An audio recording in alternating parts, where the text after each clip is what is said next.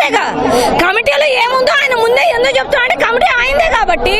ఒక CM post లో ఉన్నప్పుడు ఆయన ఏది చెప్తే కమిటీ అదే చేస్తుంది కదండి, వేరేది ఎట్లా చేస్తుంది?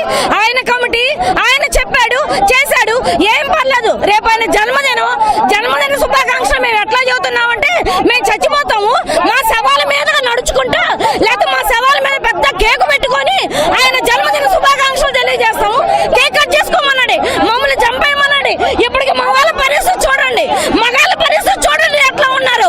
వాళ్ళతో పాటు మేము కూడా ముందులాగి చావాలి. 3 రోజుల నుంచి మేము నడి రోడ్డు మీద పడుతున్నామండి. ఎవరు కొట్టున్నాడు అసలు ఆయన?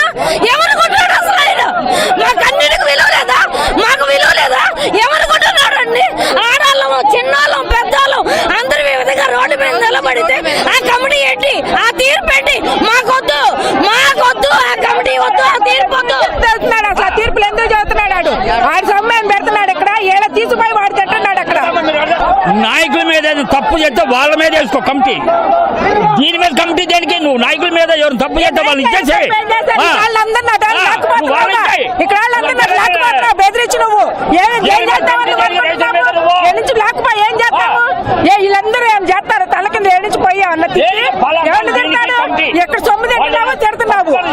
వాళ్ళ మీద వేసుకోను కమిటీ, నువ్వు నాయకుల మీద వేసుకోను, వాళ్ళని ఇచ్చేసుకోను. దేనికి కమిటీ? నువ్వు దానికి దిగరా.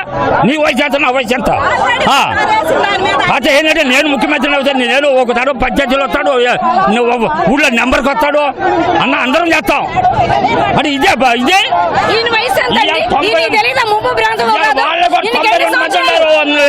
వద్దు ఇట్లా చెయ్యొద్దు అనేవాళ్ళు. కాకపోతే వాళ్ళు పేకను నొక్కుతున్నాడు వాళ్ళని.